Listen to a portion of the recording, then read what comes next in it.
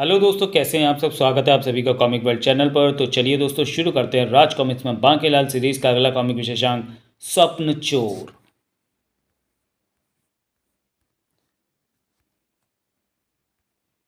संजय गुप्ता पेश करते हैं स्वप्न चोर। आहा, सुबह की सैर करने से हाजमा भी ठीक रहता है और योजनाएं भी बढ़िया बनती हैं। अरे ये बुड्ढा यहाँ खाट लगा कर क्यों लेटा है। बेटा बांकेलाल, मेरी मदद कर। कौन है तू बुड्ढे, और मेरा नाम कैसे जानता है।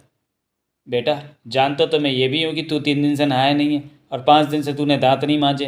पर वो सब छोड़, मेरी मदद कर। बता क्या मदद करूँ। जब से मुझे खाट पकड़ू रोग हो गया, मैंने खाट पकड़ ली है। तो किसी वैद्य को दिखा, मेरा वक्त क्यों खोटी कर रहा है। पूरी बात सुन ले बांकेलाल, इसमें तेरा ही फ़ायदा है। अच्छा, फ़ायदा है तो चलो सुन लेता हूँ। बाके, वैद्य जी ने मुझे ये पर्ची दी है, इसमें मेरे रोग का इलाज लिखा है।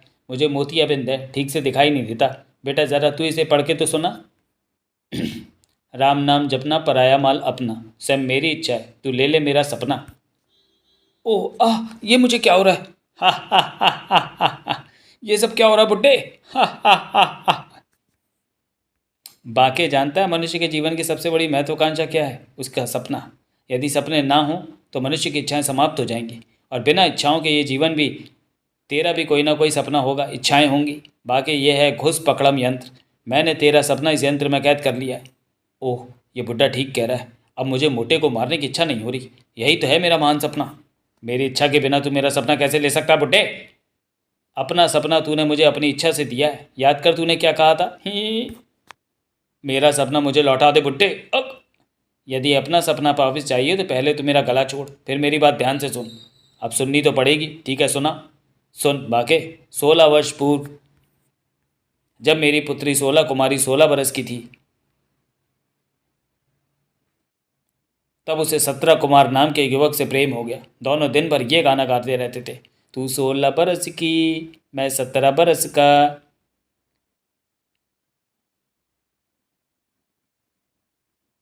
वैसे हूँ तो मैं 28 बरस का, पर इसे असली उम्र बताई तो ये भटक जाएगी और फिर मेरे पटाए में नहीं आएगी। मैं 16 बरस की, तू कितने बरस का। वैसे हूँ तो मैं 28 की, किंतु यदि इसे असलियत बता दी तो ऐसा घबरू नौजवान फिर मुझे कहाँ मिलेगा। लेकिन हमारे राज्य बत्तीसगढ़ के राजा छत्तीसवर्धन को प्रेम करने वालों से बहुत नफरत थी। प्रेम करने वालों के सीने में खंजर घोंप दूं। अरे मैं वो राजा हूँ, प्रेमियों को देखते ही कत्ल कर दूं। ग्रर। महाराज, एक प्रेमी जोड़े का पता चला है। झाड़ियों में से खोज कर निकाला है महाराज। डाकू पान सिंह को बुलाओ। राजा छत्तीसवर्धन ने डाकू पान सिंह को उन दोनों की सुपारी दे दी। डाकू पान सिंह ने उन दोनों प्रेमियों का अपहरण कर लिया। नहीं, छोड़ दो हमें। अड्डे पर चलो, पान खिलाकर छोड़ दूंगा। वाह, पान पर चूना कम लगाना। अगले दिन 17 कुमार की चूने में डूबी हुई सिरकटी लाश मिली। किंतु मेरी बेटी 16 कुमारी का कुछ पता न चला। किंतु राजा को प्रेम करने वालों से नफरत क्यों थी। राजा छत्तीसवर्धन को अपनी पत्नी 40वती से बहुत प्रेम था। 100 साल पहले मुझे तुमसे प्यार था, आज तो है पर कल पता नहीं रहेगा या नहीं। राजा की पत्नी उससे 4 साल बड़ी थी। मैंने जानबूझकर तुमसे शादी की है कि ताकि तुम मुझे कभी बुढ़ा ना कह सको, क्योंकि तुम मुझसे उम्र में बड़ी हो और मुझसे पहले ही बुढ़ी होगी। ही। रानी को नौका विहार का बहुत शौक था। महाराज, मुझे नौका विहार कराओ ना। मुझे चप्पू चलाना नहीं आता। ज़ुबान चलानी आती है, चप्पू चलाना नहीं आता। जाओ, मैं तुमसे बात नहीं करती। बस फिर क्या था, राजा एक चप्पू गुरु से चप्पू चलाना सीखने लगा। कुछ समय बाद ही रानी राजा को छोड़कर उसी चप्पू गुरु के साथ भाग गई। हमारा गुजारा कैसे होगा, आपके जेवर बेचकर। ही। मैं अपनी सास के भी समेट लाई हूँ। ही। बस तब से ही राजा छत्तीसवर्धन को प्रेमियों से नफरत हो गई। इन्होंने प्रेम किया है, इन्हें कोड़े मारो। मुझे कम, इसे ज़्यादा मारो। सड़ाक। परंतु तुम कौन हो। मैं गांव में रहने वाला एक भोला वाला शिक्षक था। मेरा नाम शिक्षा शास्त्री था। मुझे अब भी वो दिन याद है। मैं बालक बालिकाओं को नन्हे मुन्ने गीत सुनाकर उन्हें शिक्षा देता था। काका, काला काली बकरी, उसका काला ऊन, हाँ पुत्र ध्यान से सुन। 2 छोले ऊन लेकर चली थी साथ, एक तेरी माँ ले गई, दूजा तेरा बाप। बच्चों, इस कविता से ये शिक्षा मिलती है कि सर्दी में ऊन का कपड़ा पहनना चाहिए। अब दूसरी सुनो। इंगल मिंगल एक तारा, जंगल में ऊंचा और प्यारा, शक्कर होती है मीठी, नमक होता है खारा। बच्चों, इससे ये शिक्षा मिलती है कि नमक से दांत नहीं मारने चाहिए, दांत खारे हो जाते हैं। अब तीसरी सुनो। पप्पू पप्पू जी पिताश्री, पप्पू पप्पू जी पिताश्री, लड्डू खाया ना पिताश्री, झूठ मत बोलो ना पिताश्री। इस कविता से ये शिक्षा मिलती है कि हमें लड्डू खाकर पिताश्री के सामने नहीं जाना चाहिए। मेरी बेटी 16 कुमारी रोज़ मेरे लिए खाना लेकर आती थी। आ गई बेटी? जी पिताश्री, करेले का मुरब्बा भी लाई हूँ। बाके, तूने कभी खाया करेले का मुरब्बा? खा के देखियो, ज़िंदगी भर मीठा नहीं मांगेगा। मैंने नीम का मुरब्बा खाया हुआ है। अरे वो तो करेले के मुरब्बे का भी बाप है।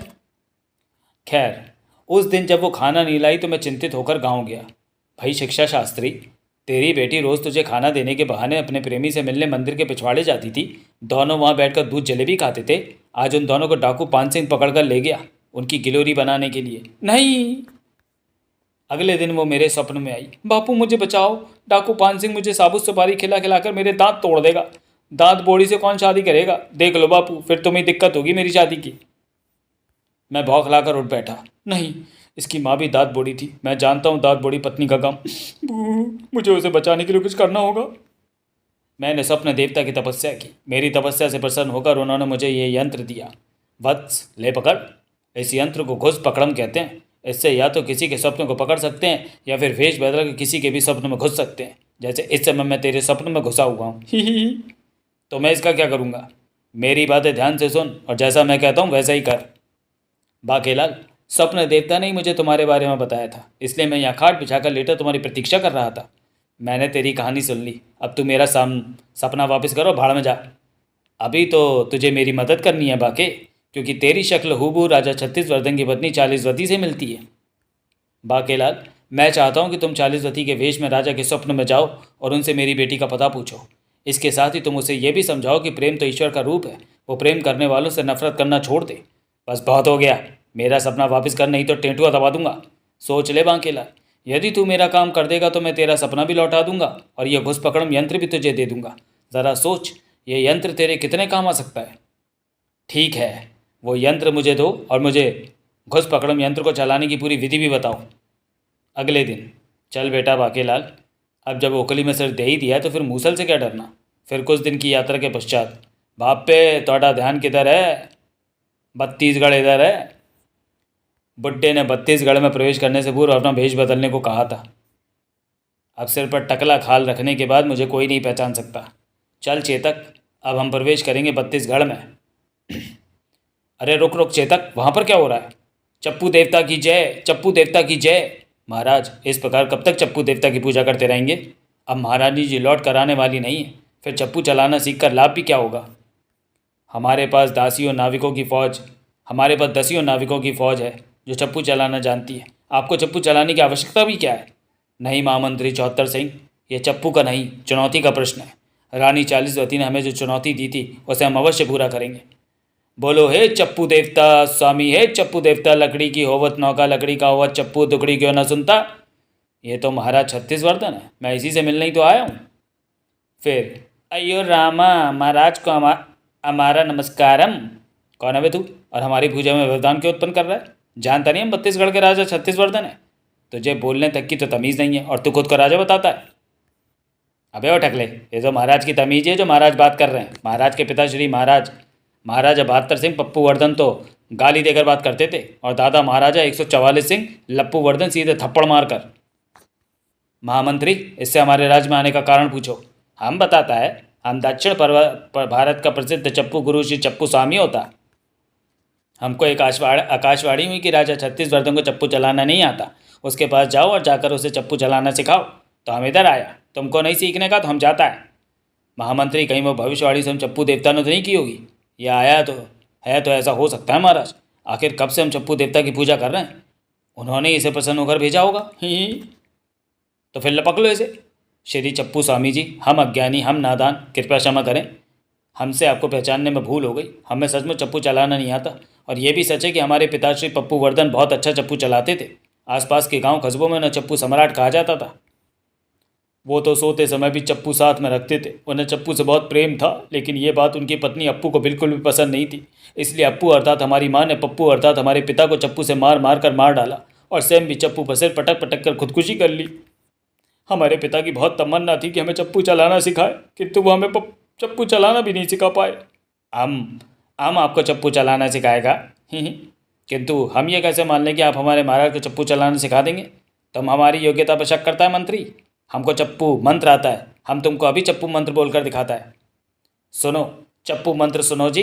चप्पा चप्पा चप्पू चले, ओए चप्पा चप्पा चप्पू चले, ओनी बोनी यारिया तेरे सिर पे 100 जूते पड़े, ओए चप्पा चप्पा चप्पू चले।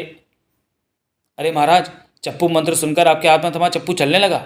अरे हाँ, हमारा हाथ वैसे ही चल रहा है जैसे चप्पू चालक नौका को कहते हुए चलता है। पिताश्री, देखा आपने, अब हम भी चप्पू चलाना सीख जाएंगे, आपकी बरसों पुरानी तमन्ना पूरी होगी। हमें विश्वास हो गया कि तुम हमें चप्पू चलाना सिखा दोगे। अब मेरी बातें ध्यान से सुनिए महाराज। चप्पू चलाना सीखने के लिए एक नौका को तुरंत महल के एक कक्ष में रखवाइए। 3 दिनों तक बिना सोए हमें उसमें बैठकर चप्पू मंत्र पढ़ना होगा। पर ध्यान रहे, 3 दिन तक उस कक्ष में कोई भी नहीं आना चाहिए, वरना चप्पू का डंडा ज़बरदस्ती हमारा मुंह खोलकर उसमें घुस जाएगा और नाका की जगह हमें चला देगा। महामंत्री, तुरंत ये व्यवस्था कीजिए। आप हमारे साथ आइए श्री चप्पू स्वामी। फिर सारी व्यवस्था कर दी गई। श्री चप्पू स्वामी, कृपया विलंब न करें और हमें तुरंत चप्पू चलाना सिखाना आरंभ करें। समय बिताने के लिए करना है कुछ काम, शुरू करते हैं चप्पू चलाना सीखना। लेकर चप्पू देवता का नाम, सियापति राम, जय जय राम। चलिए महाराज, मेरे साथ साथ चप्पू मंत्र का उच्चारण कीजिए। चप्पा चप्पा चप्पू चले, होय चप्पा चप्पा चप्पू चले, ओनी बोनी यारियाँ तेरी सिर पे 100 जूते पड़े। क्षमा करें महाराज, हर शिक्षा को सीखने के लिए मस्तिष्क में अलग अलग प्रकोष्ठ होते हैं। आपका चप्पू सीखने वाला प्रकोष्ठ खिसका हुआ है। उसे जगह पर लाने के लिए और चप्पू मंत्र को सिद्ध करने के लिए आपको सिर पर 100 जूते भी खाने होंगे, अन्यथा आप चप्पू चलाना नहीं सीख पाएंगे। तलाक! जैसी श्री चप्पू स्वामी और चप्पू देव की इच्छा। इस कमरे में कोई नहीं है, आप मुझे जितने जाए जूते पे लें। लेखा लेखा, आप भी कहिए, ला खिला ला खिला ही, ला खिला ला खिला। हे श्री चप्पू स्वामी, मुझे नींद आ रही है, यदि आपकी आज्ञा हो तो 2 घड़ी सो लूँ। सावधान, एक भी झपकी ली तो सारी मेहनत का आम का अचार बन जाएगा। आंखें फाड़े रखिए। बच्चू राजा छत्तीसवर्धन, तुझे इतना जगाऊंगा कि आंखों में बेशुमार नींद भर जाए, ताकि फिर जब तुझे नींद आए तो वो आसानी से ना टूटे। ठीक है श्री चप्पू स्वामी, मैं आंखें फाड़ कर रखूँगा, किंतु इनमें नींद नहीं आने दूंगा।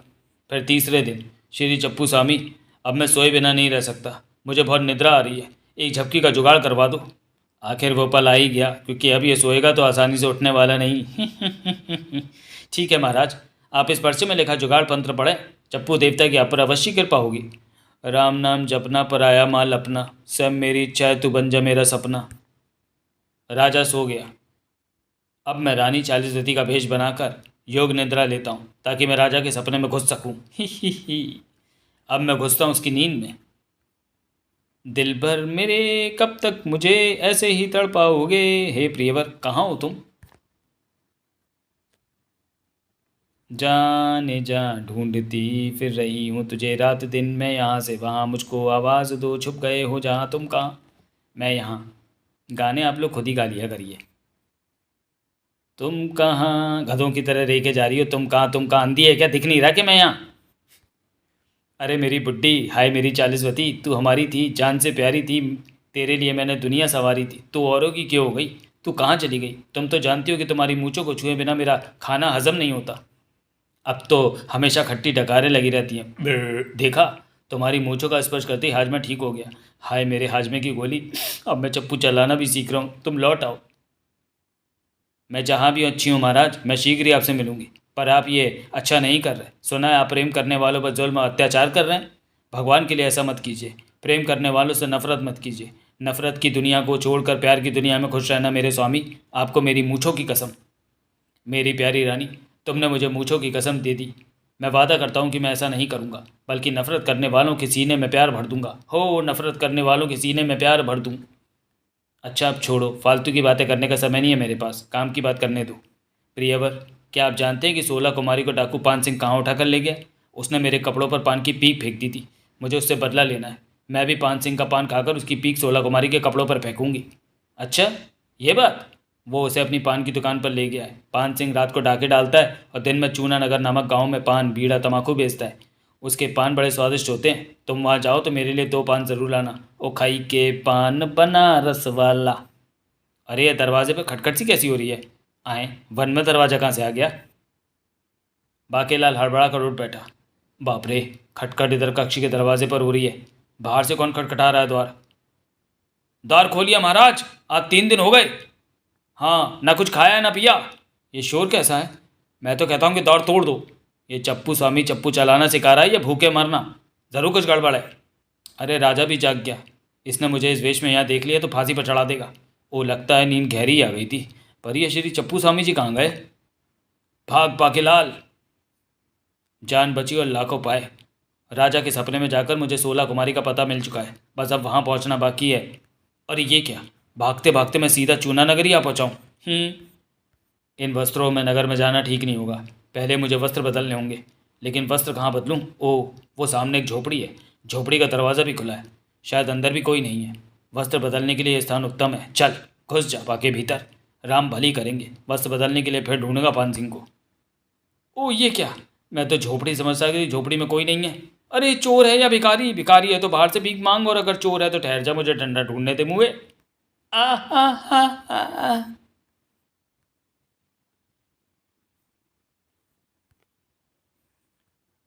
अरे ये तो मूर्छित हो गई। पर ये मुझे देखकर मूर्छित हुई है। मुझे इसी बात का संदेह था। मैं स्त्री वेश में हूँ, ऊपर से मेरी मूछें भी हैं। इससे पहले कि इसे होश आ जाए और ये फिर से मुझे देखकर बेहोश हो जाए, मैं अपना वेश ठीक कर लेता हूँ। किंतु मुझे ऐसा क्यों लग रहा है कि इसे पहले भी मैंने कहीं देखा है? अरे हाँ, ये तो वही है जिसका रूप धरकर मैं राजा के सपने में गया था। इसका मतलब ये मुझे अपनी सूरत देखकर भय से चीख मारकर बेहोश हो गई। किंतु इसकी मूछें कहाँ गई? कुछ देर बाद जब बुजुआ बुढ़िया को होश आया तो मैं कहाँ गई, मेरा मतलब वो स्त्री कहाँ गई जो हूबहू मेरे जैसी थी? पर तुम कौन हो? मैं बत्तीसगढ़ के राजा छत्तीसवर्धन की पत्नी रानी चालीसवती हूँ। मैं तो चप्पू गुरु के साथ भाग गई थी। मैं तुझको भगा लाया हूँ तेरे महल से, तेरे गहनों के फेर में, मेरा मतलब तेरे पति के डर से। एक लड़की भीगी भागी सी, चप्पू गुरु के साथ भागी सी। महारानी जी, अपने आप को लड़की कहते हुए आपको शर्म आनी चाहिए। वो मेरे जेवर लेकर मुझे चिंपैंजियों के भयानक वन में छोड़कर भाग गया। माँ, तू मेरे लिए लड़की ढूंढ रही थी ना? देख वो सामने खड़ी है, मैं उसे तेरी बहू बनाकर लाता हूँ। मुझसे शादी करोगी, मुझसे शादी करोगी हैं? बचाओ! अरे बच्चा भी हो जाएगा, पहले शादी तो हो जाने दो। चिंपांजियों को देखकर मेरी याददाश्त चली गई। मैं कहाँ हूँ? उस पर बुरी निगाह मत डालना कुत्तों, वो तुम्हारी भाभी है। किंतु अचानक अपने आप को अपने सामने देखकर मेरी याददाश्त वापस आ गई। पर वो स्त्री कहाँ गई और तुम कौन हो? तुम्हारे वेश में वो मैं ही था। भगवान शिव का आदेश पाकर ही मैं यहाँ आया हूँ, और मुझे पता था कि तुम्हारी खोई हुई याददाश्त ऐसे ही वापस आएगी। किंतु अच्छे भले राजा को छोड़कर तुम उस नमक हराम चप्पू गुरु के साथ क्यों भाग गई? इस बात में अवश्य कोई भेद है। अच्छा हुआ तुमने ऐसा पूछ लिया, क्योंकि यदि बिना पूछे ये भेद मैं किसी को बताती तो मेरी मूछें फिर से निकल आती। विवाह के 4 साल बाद मुझे पता चला कि मैं माँ बनने वाली हूँ। उल्टी? इसका मतलब आप माँ बनने वाली हैं महारानी जी, मुबारक हो। ये खुशखबरी मैं महाराज को देने उनके कक्ष में जा रही थी। महाराज ये खबर सुनकर अति प्रसन्न होंगे। उसी समय वहाँ पर ऋषि छोटा मुंह बड़ी बात पधारे। रुक जाओ रानी, कहाँ जा रही हो? ये कोई बात थोड़ी है कि मुंह उठाए ऐसी कहीं भी चल दिए। जाने से पहले कुछ तो दायां बायां भी सोचना चाहिए। सोच तो बहुत ज़रूरी होती है। बिना सोचे विचारे कुछ करो तो हानि की आशंका होती है। खामखा हानि क्यों उठानी? मेरे रहते ये ना होगा। ओ ऋषि छोटा मुंह बड़ी बात, आप? मैं महाराज के पास जा रही हूँ, उन्हें ये खुशखबरी देने की वे पिता बनने वाले हैं। ये तो हम जानते हैं, पर तू ये सोच कि अपनी संतान को क्या मुंह दिखाएगी? ऋषि 4 बाल दाढ़ी के शाप के कारण तेरे मुंह पर मूछें हो गई थी।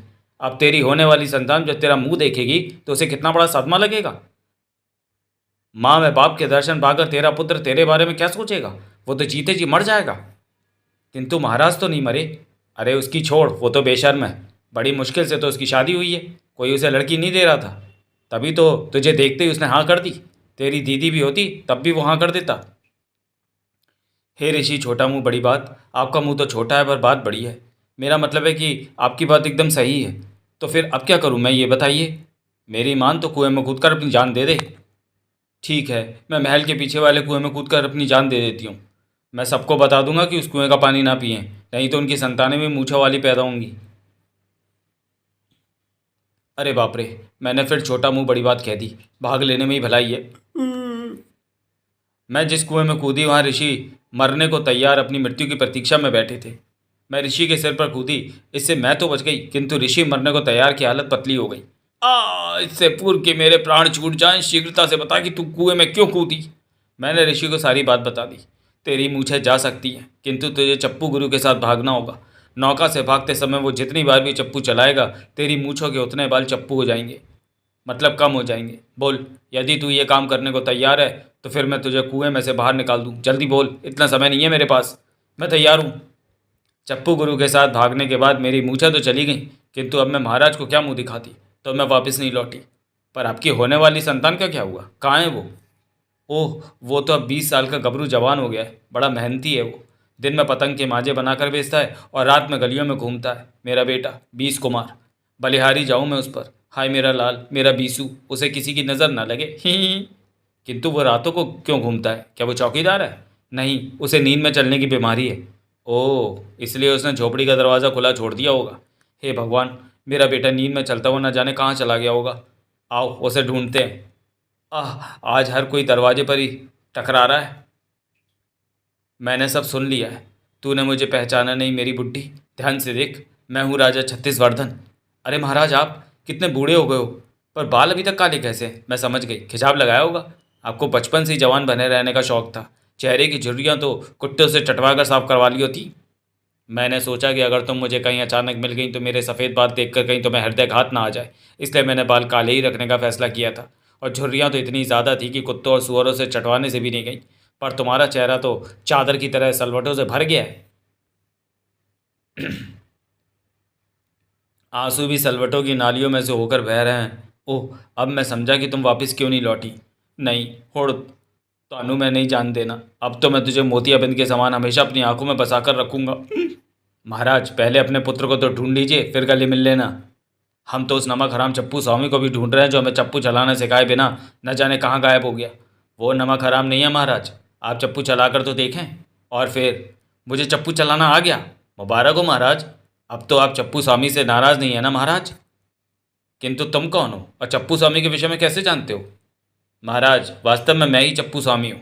मुझे भगवान शंकर की भविष्यवाणी हुई थी कि ऐसा करने से आप अपनी खोई हुई रानी से मिल पाएंगे, जो कि निर्दोषी दंड भुगत रही थी। ओह, अच्छा ही हुआ जो चप्पू चलाना सिखाते समय तुमने मुझे 100 जूते मारे। मैंने अपनी रानी को कितने दुख दिए, मैं इसी लायक था। क्या आपने मेरे लिए जूते खाए? आप कितने अच्छे हो जी। माता श्री, यह बुड्ढा कौन है? बुड्ढा होगा तेरा बाप, मेरा मतलब पुत्र। यही है तुम्हारे पिताश्री, राजा छत्तीसवर्धन। हाँ पुत्र, मैं ही हूँ तुम्हारा पिता। आ गले लग जा। बाकेलाल, मांगो, क्या मांगते हो? अरे वाह, फिर तो अब हम खूब ऐश करेंगे ना माताश्री। हाँ पुत्र, अब तो ऐश ही ऐश है। आज मैं बहुत खुश हूँ। बाकेलाल, मांगो, क्या मांगते हो? महाराज, मुझे तो बस शिक्षा शास्त्री की पुत्री 16 कुमारी दिलवा दीजिए, जो डाकू पान सिंह की गिरफ्त में है। अब तो वो सिर्फ नाम की 16 कुमारी है, उम्र तो उसकी 36 हो गई और उसकी 32वीं भी पूरी नहीं बची अब तो। तुम उसके साथ विवाह करके आत्मघात क्यों करना चाहते हो? हमारी सलाह मानो तो हमारी दूर की बहन के दूर की सहेली के दूर के पुराने प्रेमी की दूर की इकलौती बेटी बहुत दूर और कुंवारी भी, उससे विवाह कर लो, सुखी रहोगे। बे खुसटा, मुझे 16 कुमारी से विवाह नहीं करना है। मैं तो बस एक असहाय पिता और उसकी पुत्री को मिलाना चाहता हूँ, बस। जय बात सैनिकों। चलो, डाकू पान सिंह की दुकान नगर के चौराहे पर ही है, चल का बंदी बना लो उसे। वहीं पर मेरी पतंग मांझी की दुकान भी है पिताश्री, चलिए, इसी बहाने मैं अपनी दुकान भी आपको दिखा दूंगा। उसकी ज़रूरत नहीं है महाराज। आपके और रानी जी के कत्थे चूने जैसे प्यार को देखकर इस पान सिंह के दिल से भी प्रेमियों के प्रति नफरत पान की पीक की तरह निकल गई। क्या सच? बिल्कुल सच महाराज। इसी खुशी में तो मैं आप सबके लिए पान लाया हूँ। सरदार पान सिंह जिंदाबाद। लीजिए महाराज, पान खाइए। वाह, पान सिंह का पान तो मेरी जान है। अब मुझे मिल जाएगी 16 कुमारी, जिसे मैं ले जाकर सौंप दूंगा उस बुढ़े शिक्षा शास्त्री को, और तब वो मेरा सपना भी मुझे लौटा देगा।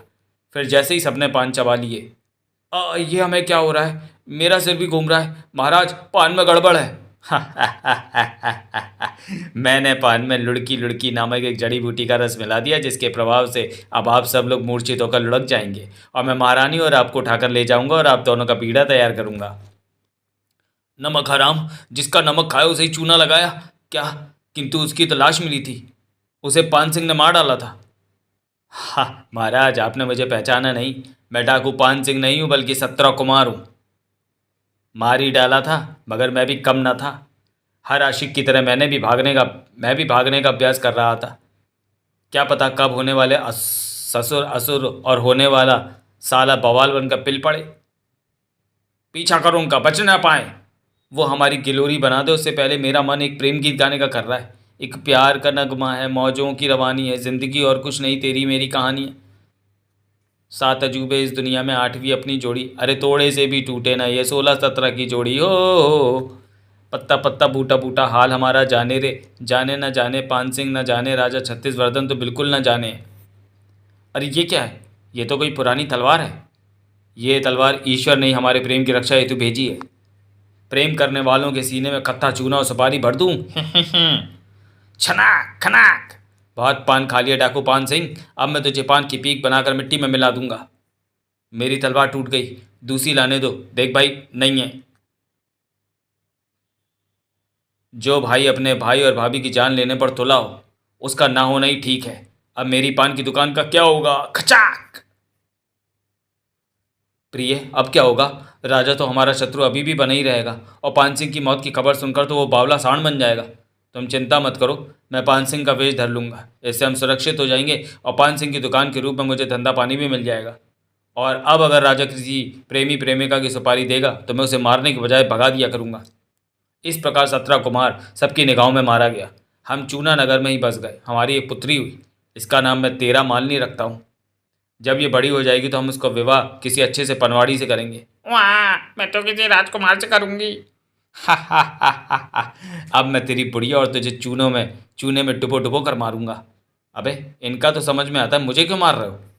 चुप कर बुढ़िया, तो ये सारे फसाद की जड़, तेरे भागने से ये बवाल हुआ था। नहीं, ऐसा मत करना, मैं और तेरा मालनी। अच्छा हुआ मैंने पान सिंह का दिया पान नहीं खाया, क्योंकि मेरे मुंह में छाला हो रहा था। तुम और तेरा मालनी क्या? मैं और तेरा मालनी प्यार करते हैं, समझ गया, बन गया काम। लेकिन पहले इसे होश में लाना होगा और उसके लिए सुंगानी होगी अपनी जूती। 17 कुमार राजा छत्तीसवर्धन और रानी चालीसवती को लेकर पहुंचा एक पान के वृक्ष के नीचे। हा, तो मैं पान के वृक्ष के नीचे ही दूंगा मृत्यु। प्रिय, इस दुष्ट राजा को तुरंत फांसी दे दो। मेरी अंतिम इच्छा तो पूरी कर बेटा। बोल, क्या है तेरी अंतिम इच्छा? मैं पान खाना चाहती हूँ। मैं भी। इनके लिए पान लाओ। ये ले बुढ़िया, पान खा। मैं ये पान बिना दांतों के कैसे खा सकती हूँ? हाँ, मैं भी कैसे खा सकता हूँ, मेरे भी दांत नहीं है। ही। प्रिय, यह हमें मूर्ख बनाकर बचने की चेष्टा कर रहे हैं।